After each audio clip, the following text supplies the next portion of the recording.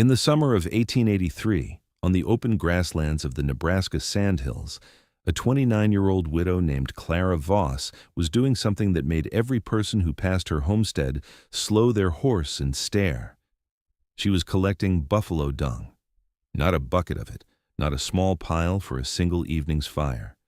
She was collecting it by the hundreds of pounds, moving across the pale grass in the early morning heat with a flat-bladed wooden scoop and a canvas drag sled, working the ground methodically, section by section, the way a farmer works a field. By midsummer, she had filled the lean-to behind her cabin floor to ceiling. By August, the lean-to was full, and she had begun stacking the dried chips, hard and flat and odorless in their cured state, against the north wall of the cabin itself, building a wall of fuel that rose to the eaves. Her nearest neighbor, a rancher named Dolph Greer, rode past one afternoon in late July and pulled his horse up short at the sight of it. He sat in the saddle for a long moment, looking at the stacked wall of dried dung and the small woman moving steadily across the grass with her sled. And then he rode on without a word, because there were no words in his experience adequate to describe what he was looking at. By the time he reached the trading post at Lander Creek 3 miles distant, he had found some. Clara Voss, he told the men gathered there, his voice carrying the particular weight of a man who has witnessed something he cannot explain, has lost her mind entirely. Clara had not lost her mind. She had in fact found it, or rather recovered it, in the way that grief sometimes strips a person down to their most essential and functional self, burning away everything that is not necessary and leaving behind only what is true. Her husband, Peter Voss, had died the previous November, thrown from a horse during the first hard freeze of the season, his neck broken on the frozen ground before anyone could reach him. He had been 33 years old and strong and capable and completely unprepared for the particular accident that killed him, which is the nature of the accidents that kill capable people. They do not announce themselves. They arrive in the ordinary course of an ordinary day, and they do not leave room for argument. Peter had ridden out on a Tuesday morning to check the fence line on the eastern pasture, and he had not come back. And by the time Clara found him, the cold had already done its secondary work, and there was nothing to be done but bring him home and begin the long, quiet process of understanding what his absence meant for every practical aspect of her life. The answer, as the winter that followed made clear, was that it meant nearly everything. The cabin had been poorly insulated, the woodpile inadequate for a single person managing the fire alone through the long nights, and the nearest stand of timber was 4 miles distant across open ground that the wind turned into a killing field between November and March. She had burned everything burnable that winter: furniture, fence posts, the handle of a broken plow, a wooden crate that had held Peter's tools, and which she had been keeping for reasons she could not have entirely articulated. She had survived it, but only just, and the particular quality of that survival, cold and frightened and alone in a way that went deeper than the physical, had produced in her a clarity about what the following winter required that was as sharp and as specific as anything she had ever felt. She would not do that again. She would not spend another winter rationing fuel by the handful and lying awake, calculating how many hours of warmth remained in a depleted woodpile. She would not. The question was how. Her father, William Grady, had come west from Ohio in 1859 as a young man of 22, traveling with a survey party that was mapping the Central Plains for the railroad. He had spent 3 winters on the open grasslands before settling permanently in Nebraska, and those 3 winters had taught him what the plains had been teaching the Lakota and the Pawnee for centuries, before any settler had arrived to ignore the lesson, that on the treeless prairie, wood was a luxury and fire was a problem of ingenuity rather than supply. The buffalo herds that had covered the plains in their millions had left behind a resource so abundant and so universally overlooked by settlers that it lay on the ground like a carpet, free for the taking and available in quantities that no woodpile could approach. Dried buffalo chips, the compacted, desiccated dung of the great herds, cured by sun and wind until they were hard and flat and as odorless as old paper, burned with a slow, even, sustained heat that was in many respects superior to wood. They did not spark. They did not split or shift unpredictably in the fire.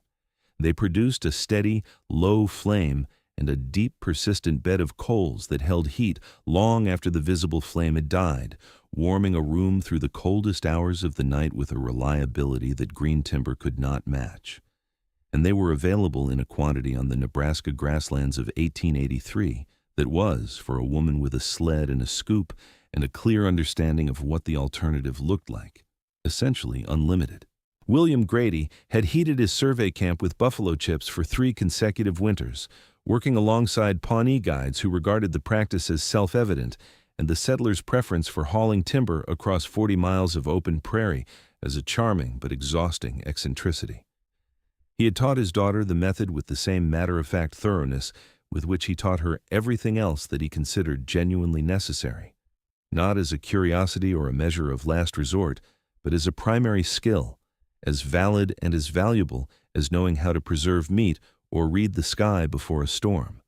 Clara had received this knowledge at the age of 12 and had filed it in the part of her mind where practical knowledge lives, accessible but unused for 17 years until the winter after Peter died stripped everything else away and left it exposed and necessary and immediately relevant in a way it had never been before. She began collecting in the first week of May, as soon as the ground was reliably dry and the spring winds had finished their work of curing whatever the winter had left behind. She had done the arithmetic in February, lying awake in the insufficient warmth of her cabin, with the cold pressing against the walls and the fire burning lower than she wanted it to, and the arithmetic had produced a number that was large enough to be daunting and specific enough to be useful. The winter had lasted 112 days from first hard freeze to reliable thaw. She had consumed, at her most careful rationing, approximately 3 pounds of fuel per hour to maintain a survivable temperature in the single-room cabin. Survivable was not the standard she was aiming for. Survivable was what she had already done, and she had no interest in doing it again. She wanted warmth, actual warmth, the kind that allowed a person to work and think and sleep without the constant background calculation of how much fuel remained. That required more fuel per hour and a longer margin of reserve. She settled on a target of 8,000 pounds of dried chips, a number that gave her full warmth for 120 days, with a reserve sufficient to cover an extended season or an emergency. 8,000 pounds of dried buffalo chips, gathered across the summer months, was an achievable number for one determined woman with a sled and a scoop and 17 years of her father's instruction sitting in the back of her mind, like a quiet, practical voice. She had begun in May, and she did not stop. The work was not glamorous, and it was not comfortable, and it was not the kind of work that a woman in her position was expected to be doing with the productive months of the year. The expected work was planting and tending and preserving and trading and the 100 other tasks that constituted a viable frontier homestead. And Clara did all of those things as well, rising before dawn to work the collection ground. In the cool of the early morning before the heat of the day made it unpleasant, and returning to the cabin's other demands through the afternoon. She developed a route across the grassland around her claim, working it in overlapping sections the way a shepherd works a pasture, covering ground systematically and thoroughly rather than skimming the surface. She learned to identify the older, more thoroughly cured chips by their color and their weight, selecting them over fresher material that still held moisture and would burn poorly. She learned the wind patterns of the land well enough to know which areas cured fastest and which held dampness from the creek drainage and were less reliable. She became, over the course of that summer, an expert in a subject that had no name in the vocabulary of the frontier community around her, which was part of what made her neighbors' observations so confident and so completely uninformed. Dolph Greer was not the only person in the community who found the situation worthy of comment. Jonas Pell, who operated the trading post at Lander Creek and whose opinions on frontier practicality were considered authoritative by the men who gathered there on Saturday afternoons, made his position clear with a thoroughness that ensured it reached Clara within the week. "She's wasting the best working months of the year hauling filth," he told a group of settlers, his voice carrying the measured certainty of a man who has never been wrong about anything within earshot of his own establishment. A woman with sense would spend that time trading for proper cordwood or finding herself a second husband who knows how to manage a woodpile. The men around him absorbed this assessment with the nodding agreement that Pell's pronouncements typically received, and the consensus spread through the surrounding homesteads with the efficiency that frontier gossip always achieved: faster than news, slower than weather, and considerably more durable than either. Clara Voss was a decent woman in a difficult situation, making it considerably worse with a solution that was impractical, undignified, and almost certainly the product of grief affecting her judgment. What she was building against the north wall of her cabin was not a fuel store. It was an embarrassment, a monument to poor decisions made in a state of emotional disturbance. When word reached her, and word always reaches the person it concerns, usually in a form slightly more pointed than its original expression, Clara absorbed it with the same stillness she applied to most things and went back to work with her sled. She had 112 days to prepare for, and the grass was still full of what she needed, and the opinions of Jonas Pell, however comprehensively expressed, were not something she could burn for heat on a January night when the temperature dropped to 30 below and the wind found every gap in the cabin wall. She kept her ledger current, recording each day's collection in the same careful hand she used for her accounts, and the numbers in the ledger were the only opinions that interested her. By the first week of October, she had collected and stacked 6,400 pounds of dried buffalo chips. She knew the number precisely because she had weighed each sled load on the small platform scale she used for grain, recording the totals methodically, cross-referencing her daily entries against her projected target the way a careful person manages any long-term undertaking, not with hope, but with arithmetic. She was 1,900 pounds short of her target, and the first freeze was perhaps 3 weeks away. She extended her working day, rising before the sun and working until she could no longer see the ground clearly, covering ground further from the cabin than she had gone before, ranging out across the grassland in widening arcs that took her further from the homestead than she was entirely comfortable with, alone and on foot in country that rewarded inattention poorly. On the 14th of October, with 8 days remaining before the temperature made sled travel across the frozen ground unreliable, she loaded and weighed the final haul of the season and recorded it in the ledger with the same careful hand she had used for every previous entry. 8,040 pounds.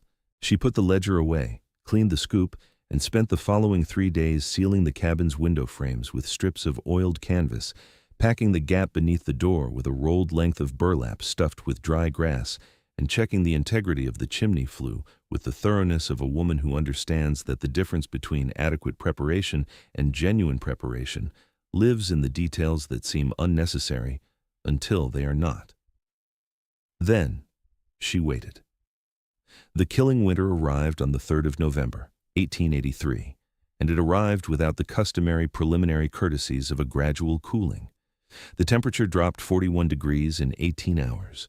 The creek froze solid in the night without a sound, as though it had simply decided to stop. The wind came from the northwest at a sustained velocity that drove the first snow horizontal across the grasslands, and what it drove was not the soft exploratory snow of early winter, but something harder and finer that packed against every vertical surface with the density of wet sand and reduced visibility to the distance of an outstretched arm within the first hour of its arrival. Clara stood at her cabin window in the gray dawn of the 4th of November and looked at what the night had produced and felt, beneath the familiar contraction of winter dread, something she had not felt in the previous winter, a steadiness, not confidence exactly, something quieter and more durable than confidence. The steadiness of a person who has done the arithmetic and checked it twice and knows that the numbers are sound. She turned from the window, went to the low door she had cut in the cabin's north wall specifically to access the lean-to without going outside, brought in a double armful of chips, and lit the fire. The chips caught with a speed that still surprised her after a full summer of working with them, the dried organic material igniting cleanly and settling quickly into the steady, even burn that her father had described, and that she had now experienced enough times to trust completely. By mid-morning, the cabin was warm in a way it had never been warm during the previous winter, not the anxious, fluctuating warmth of a fire being managed against scarcity, but a settled, reliable warmth that asked nothing of her except that she feed it at regular intervals, which she did with the calm regularity of someone following a plan that she has already verified will work. Outside, the storm continued its work on the world. Inside, she worked on hers, mending, preserving, tending to the 2 hens she had brought inside at the storm's first sign, recording the day's fuel consumption in the ledger against her projected numbers. The numbers were better than projected. The chips were burning more efficiently than her most optimistic calculations had assumed, which meant the reserve was larger than she had planned for, which meant the margin was wider, which meant she could afford to be less careful than she had prepared to be. She chose to remain careful anyway. Margins existed to be maintained, not spent. What she had not calculated, what she discovered in the first days of the storm, and which improved her situation beyond what her arithmetic had prepared her for, was the effect of the stacked chips on the cabin's north wall. 8,000 pounds of dense, compacted organic matter, stacked floor to eaves against the most exposed face of the cabin, acted as a barrier against the wind's penetration that was qualitatively different from anything the cabin's log walls alone could provide. The wind drove against the north face and met a mass of material that absorbed its energy and dispersed it, blocking the infiltration of cold air through the wall's gaps and chinking in a way that Clara could feel within the first hours of the storm. A stillness in the northern part of the cabin that had never been there in any previous winter, a quality of held warmth that the wind could not locate and therefore could not reach. The chips were not merely fuel, they were insulation. She had not planned this. She had planned for heat, and she had received heat, plus something additional that she had not known to ask for, which is the particular reward that thorough preparation sometimes produces, not just what you planned for, but consequences of the planning that extend beyond what the plan originally contained. On the 5th day of the freeze, Dolph Greer's eldest son, Curtis, appeared at Clara's door in a condition that communicated the situation at the Greer homestead more efficiently than any words he might have chosen. He was 17 years old and large for his age, and the cold had reduced him to something that looked considerably younger and smaller. His face was the color of tallow. His hands were wrapped in strips of cloth that had been a shirt before circumstances required its repurposing. He said his father had sent him, which Clara doubted, and that the family's woodpile was exhausted, which was clearly and completely true. She brought him inside without comment, sat him by the fire, put hot water in his hands, and waited while the warmth did its gradual work. When he could speak with reasonable coherence, she asked how many were at the house. He said 5, his father, his mother, his 2 younger sisters aged 9 and 11, and a hired hand named Wick, who had arrived 3 weeks before the storm with a cough that had since developed into something that made it inadvisable for him to travel.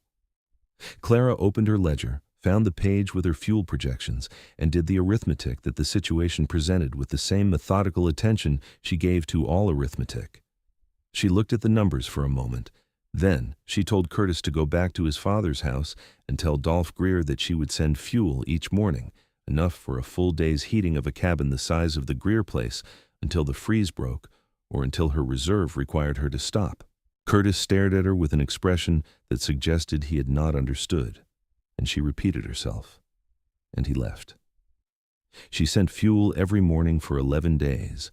She loaded the sled before dawn, dragged it the 1/4 mile across the packed snow to the Greer place in the gray pre-dawn light, stacked the day's chips beside their door in a pile she had calculated to be adequate for a 5-person household, burning at a conservative rate, and returned to her own cabin before Dolph Greer had occasion to come to the door and be required to look at her. She did this not out of any desire to avoid his gratitude, which she had no particular objection to, but because the transaction was cleaner without ceremony. Fuel delivered, family warm, ledger updated, day continued. On the 3rd morning, Dolph came to the door regardless, his bulk filling the frame, his expression carrying the particular quality of a man for whom gratitude requires more effort than anger. He said something about owing her, and Clara said there was no debt, and he said there was. And she said the chips had cost her nothing but labor, and the labor had already been done. And he stood in his doorway with the cold coming off the plane behind her and had no useful response to this, which was the outcome she had been aiming for. She nodded and took her sled back across the snow and recorded the morning's delivery in the ledger and went on with her day. On the 11th day, the temperature rose 12 degrees and the wind dropped from its sustained assault to something that could be described as merely punishing rather than lethal, and Clara made the calculation that the Greers could manage their remaining winter from their own resources if they were careful about it. She sent the sled one final time with a larger load than usual, enough for 2 days rather than one, a margin of safety against the possibility that the temperature might drop again, and did not return after that. The freeze broke fully on the 22nd of January, 1884, after 79 days of sustained cold that killed livestock across 3 counties, drove 2 families from their claims entirely, and produced in the surrounding community the particular stunned stocktaking that follows a winter severe enough to exceed what people had prepared for. Clara Voss stood at her cabin door in the February thaw with 2,160 pounds of buffalo chips remaining in her lean-to and her ledger open in her hand, and looked at the numbers with the quiet satisfaction of a person whose arithmetic has been tested by events and found to be sound. Dolph Greer came to her door in the first week of February, alone, on a morning when the sun was for the first time in weeks warm enough to feel on the face if a person stood in a sheltered spot out of the remaining wind. He did not bring anything. He stood on her porch with his hat in his hands and looked for a long moment at the depleted but still substantial wall of stacked chips against the north wall of her cabin.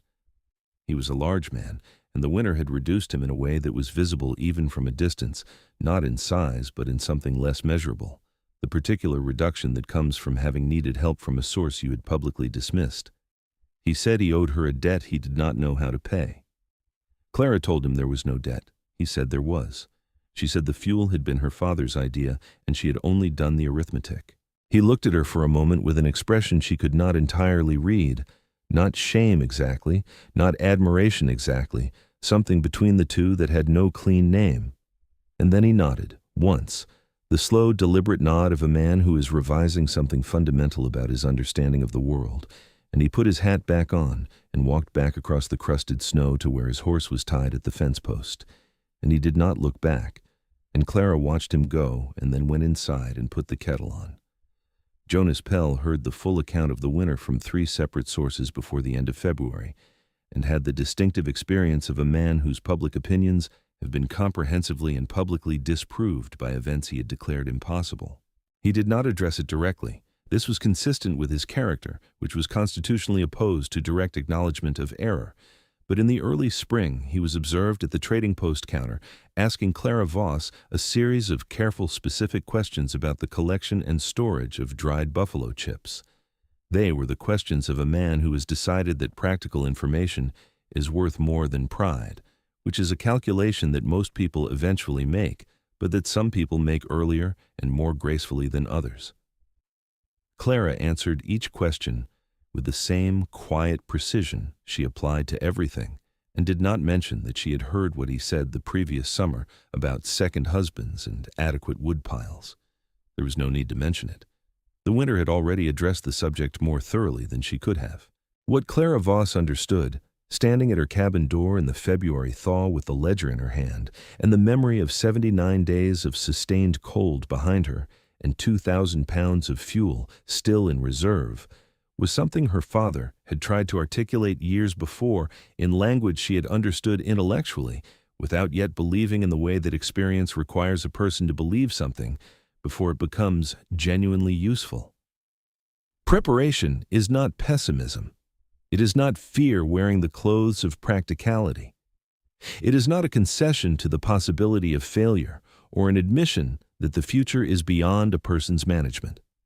It is something considerably simpler and considerably more demanding than any of those things. It is the disciplined act of taking seriously what you already know is coming and acting on that knowledge in the long, ordinary, unglamorous months before the extraordinary ones arrive, when the acting is hard and the need is not yet visible, and the people around you are available to form opinions about your judgment. The killing winter had not been a surprise. Winters came to the Nebraska sandhills with the reliable hostility of a creditor who has extended patience long enough and arrived to collect. The prairie had never made a secret of its capabilities. What had surprised Clara's neighbors, what had driven Curtis Greer to her door and reduced Dolph Greer to standing hatless on her porch and produced in Jonas Pell a sustained and uncharacteristic silence, was not the winter itself, but the existence of someone who had taken it seriously enough to spend an entire summer preparing for it. That seriousness was not a talent. It was not a gift conferred by circumstance or intelligence or some particular quality of character that most people lacked. It was a choice, made in May, in the heat and the long light of a Nebraska summer, when the winter was a rumor, and the sensible thing appeared to be everything other than dragging a sled across the plain with a wooden scoop, and recording the weights in a ledger, and stacking the results against the north wall of a cabin that the neighbors were already finding reasons to discuss. The sensible thing and the necessary thing are not always the same thing. Clara Voss had learned to tell the difference, and in the space between those two things, the sensible and the necessary, the comfortable and the required, she had built everything she needed to survive. The fuel that kept her warm, the wall that kept the wind out, the margin that allowed her to share, and the quiet, unshakable knowledge that the arithmetic, done carefully and acted upon honestly, does not lie. If this story stayed with you, consider subscribing. A new frontier story arrives every week, and none of them end the way you expect. This is a work of fiction. The characters, settlement, and events depicted in this story are entirely imaginary and created for the purpose of storytelling. Any resemblance to real persons or historical events is coincidental.